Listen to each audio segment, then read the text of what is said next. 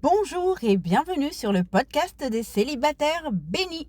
Céliblessing, c'est le podcast conduit par le Saint-Esprit qui s'adresse aux chrétiens évangéliques qui veulent vivre pleinement leur célibat dans l'attente du mariage.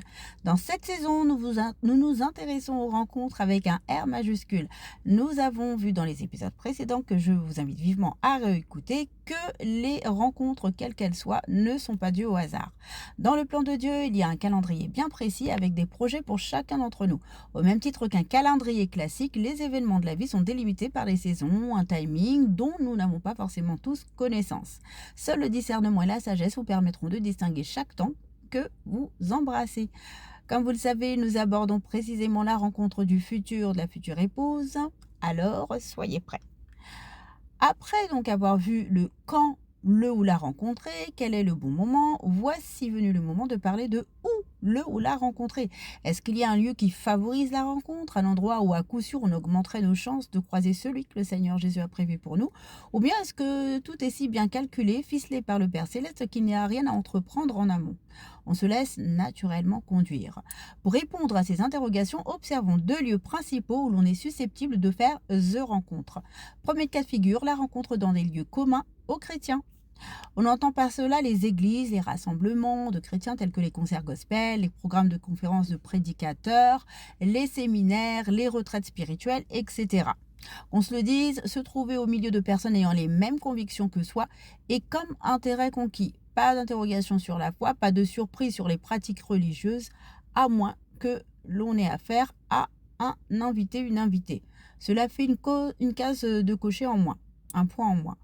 Qu'on se le dise, c'est la base de toute chose que l'on ait en face de soi, une personne convaincue du sacrifice à la croix, une personne aspirant à élever ses enfants dans des valeurs chrétiennes, une personne s'appuyant sur la Bible et ayant Jésus pour modèle. C'est toujours agréable et rassurant de présenter son fiancé à ses proches comme étant un frère, une sœur en Christ ou un chrétien, une chrétienne de telle assemblée ou telle église. On sait d'office que l'on va parler le même langage puisque l'on fait en sorte on fait en quelque sorte partie de la même famille. Nous sommes le corps du Christ et avec l'accord du Père, nous n'avons plus qu'à cheminer en paix. Beaucoup ont eu la grâce donc de rencontrer leur époux ainsi dans leur église. Une opportunité permettant de développer une relation au-delà du fraternel et surtout d'avoir en commun des leaders spirituels. Ces responsables d'église sont à même de vous suivre, de vous accompagner, de savoir si effectivement vous pouvez cheminer avec votre prétendant en fonction du passé et présent de chacun, bien que la décision finale vous revienne. Ce sont de véritables référents connaissant leur brebis et étant disposés à travailler avec elles. Ce qui est à voir avant de s'engager dans la préparation de cette nouvelle vie, qu'est le mariage notamment. C'est un avantage incontestable d'avoir à épouser son frère ou sa sœur en Christ, car on le connaît déjà plus ou moins. On dit beaucoup qu'il n'y a pas mieux que de développer une relation amicale avant qu'elle devienne amoureuse. Ce cas de figure répond totalement à ce principe et permet d'être serein quant à la suite. C'est, on peut le dire, le cas de figure idéal. Deuxième cas de figure, la rencontre à l'extérieur. Tout le monde n'a pas la grâce de rencontrer son futur fiancé dans son église. Encore heureux, me direz-vous, au vu du nombre de fidèles ou moyenne d'âge de fidèles de certaines assemblées. Il est possible que la connexion se fasse hors cadre spirituel. Le monde étant vaste, il est possible que vous rencontriez votre futur cheminant, cheminante dans le cadre professionnel, dans le cadre d'une association sportive ou culturelle ou en faisant vos courses tout simplement. Alors, nous vous l'accordons, le pourcentage n'est pas le même que dans le premier cas de figure. Cependant, il n'est pas à négliger car il existe. Il vous suffit d'interroger les personnes mariées autour de vous pour constater que ce ne sont pas des cas isolés. L'extérieur ne concerne pas uniquement les non-chrétiens. Il n'y a pas d'une part un lieu où rencontrer des chrétiens et de l'autre un lieu où rencontrer des non-chrétiens, en tout cas sur le plan physique. Aussi vrai que nous respirons tous la même air, rien n'est délimité géographiquement parlant. Donc à tous ceux qui s'imaginent que tout est perdu car ils n'ont pas, entre guillemets, quelqu'un en vue dans leur église, quelqu'un susceptible de correspondre au profil recherché, détrompez-vous. Soit cette personne n'a pas encore intégré votre église, soit elle n'en fait pas partie. Faites preuve de patience et gardez l'œil ouvert.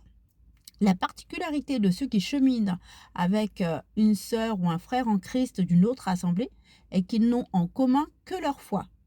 Ce qui est déjà pas mal, me direz-vous.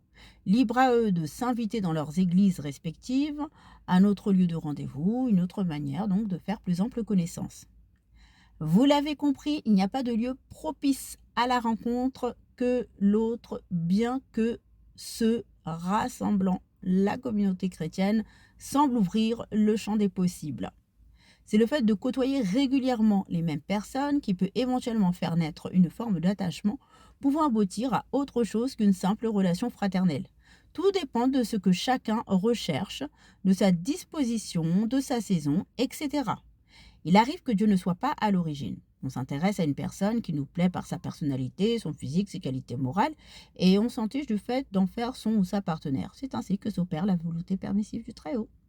Inutile de vous rappeler qu'il n'y a pas mieux que la volonté parfaite de Dieu, celle qui fait clairement partie de son plan, celle qui vous conforte dans l'idée que vous êtes en adéquation avec ce qui est écrit et surtout obéissant, celle qui vous permet de constater que jusque-là, vous avez été conduit par le Saint-Esprit, que l'on ne pourra vous soupçonner d'avoir effectué un choix charnel, étant donné que vous vous êtes contenté de suivre les directives divines. Celles-ci vous ont mené d'ailleurs dans un environnement précis, un cadre particulier qui diffère en fonction de qui vous êtes et où vous en êtes.